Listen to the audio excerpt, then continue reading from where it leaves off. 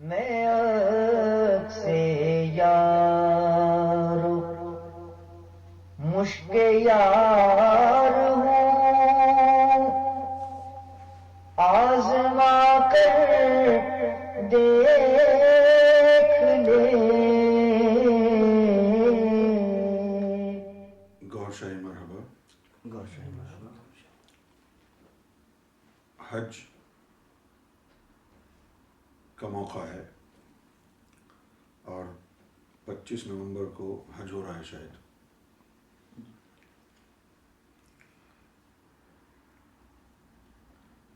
سب سے اہم بات،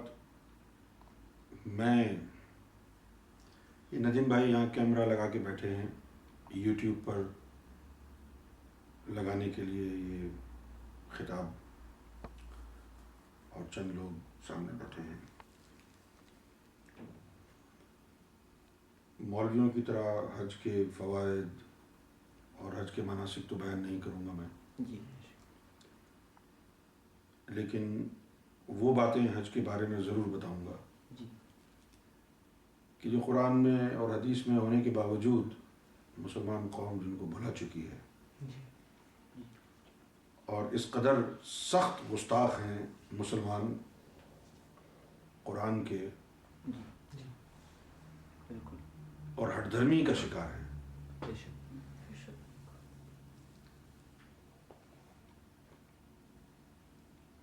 اور یہ ہٹ دھرمی جو ہے خصوصاً فرقہ وہابیہ کی طرف سے ہے۔ گو عام مسلمان بھی اس بات کو سمجھنے سے قاصر ہے، باوجود اس کے کہ قرآن میں اس کا ذکر ملتا ہے، لیکن شاید اس بات کو امام مہدی گوھر شاہی نے ہی اجاگر کرنا قرار پایا ہو، اس لیے قرآن مجید پڑھنے کے باوجود بھی لوگوں کی سمجھ میں یہ بات نہ آئی۔ قرآن مجید میں لکھا ہے،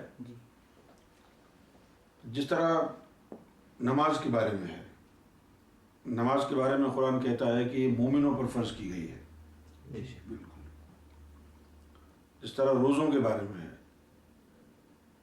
سیام صوم یہ مومنوں کے اوپر فرض ہے، جبکہ اسلام کے 5 رکن ہیں، کلمہ، صلاۃ، صوم، زکوٰۃ، حج۔ ان میں سے حج جو ہے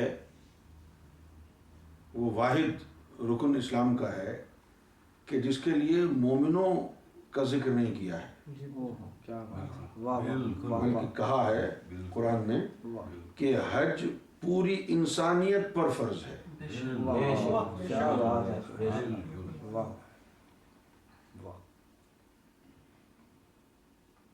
حج جو ہے وہ پوری انسانیت پر فرض کیا گیا ہے۔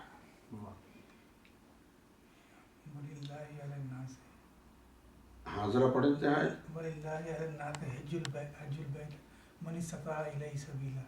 بتائیے، ابھی جو قرآن مجید میں لکھا ہے کہ اللہ نے حج کو پوری انسانیت کے لیے فرض قرار دیا،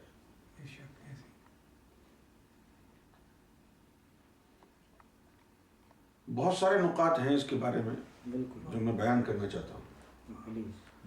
ان میں سے ایک نقطہ تو یہ ہے کہ اس آیت میں استطاعت کا ذکر ہوا ہے۔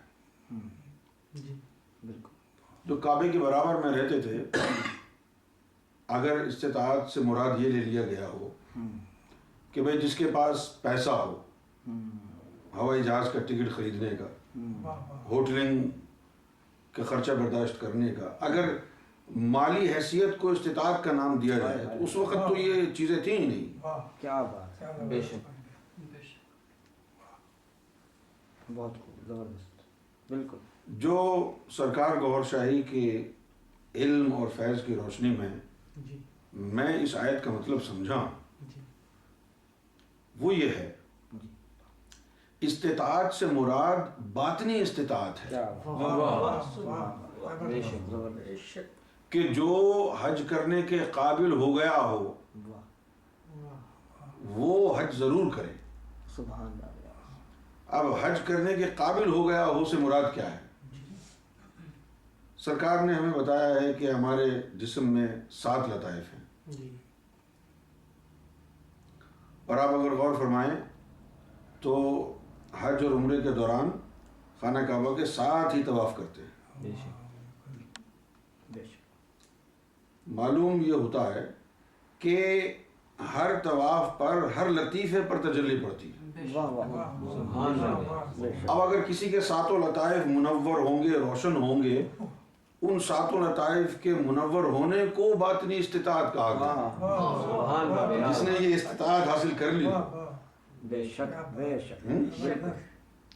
یعنی جس نے یہ 7 لطائف، اور پھر دیکھیں اس کا مزید بھی ثبوت ملتا ہے. جی وہ کیا کہ جن لوگوں کو یہ استطاعت نہیں ہے باطنی، 7 میں ایک لطیفہ نفس بھی آتا ہے. ظاہر میں جانور کو کاٹتے ہیں، ذبح کرتے ہیں، اور باطنی طور پر نفس کو ذبح کیا جاتا ہے. ہائے ہائے. کیا بات. بے شک بے شک. یعنی ظاہر و باطنی طور پر اگر اس کے دونوں لوازمات پورے کیے جائیں تو پھر حج کامل ہوتا ہے. بے شک. جس طریقے سے قرآن مجید کی وہ آیت جو دین الہی میں بھی سرکار نے مندرج فرمائی ہے کہ کیا گنہگار لوگوں نے یہ سمجھ رکھا ہے کہ ہم ان کو صالحین اور مومنین کے برابر کر دیں گے. یہ بات تو سمجھ میں آنے والی ہے ہی نہیں نا کہ گنہگاروں کو مومنین کے برابر کرنے سے مراد کیا ہے. مراد یہ ہے کہ وہ گنہگار، سارے گنہگار نہیں، صرف وہ گنہگار کہ جن کی شفاعت ہو جانی ہے. بے شک. شفاعت بھائی جب جنت میں پہنچیں گے تبھی تو برابر اور نا برابر ہونے کا مسئلہ کھڑا ہوگا. اگر انہوں نے دوزخ میں جانا ہے تو مومنوں کے برابر کرنے سے مراد کیا ہوگی؟ بے شک. سوال کیا بات. کیا بات. اگر انہوں نے جہنم میں جانا ہے تو پھر مومنین اور صالحین کے برابر درجہ دینے سے کیا مراد ہوگی؟ معلوم یہ ہوا کہ یہ وہ گنہگار ہیں جن کی شفاعت ہونی ہے. بے شک. شفاعت تو کر دی، لیکن اب اللہ اینٹ رہا ہے، کہہ رہا ہے کہ بھئی یہ مت سوچنا کہ تم جنت میں آ گئے ہو تو اب تم کو مومنین اور صالحین کے برابر درجہ دے دیا جائے گا. ایسا نہیں ہوگا. شفاعت ہو گئی ہے تمہاری کسی بھی طریقے سے، کسی نبی کسی ولی کے ذریعے کرم ہو گیا، شفاعت ہو گئی، جہنم کی نار سے بچ گئے. تو بالکل اسی طریقے سے حج بھی ہے. کسی ایک آدھ آدمی کے پاس باطنی استطاعت ہوتی ہے اور پھر اس کے صدقے میں بہت سے لوگوں کا حج ہو جاتا ہے.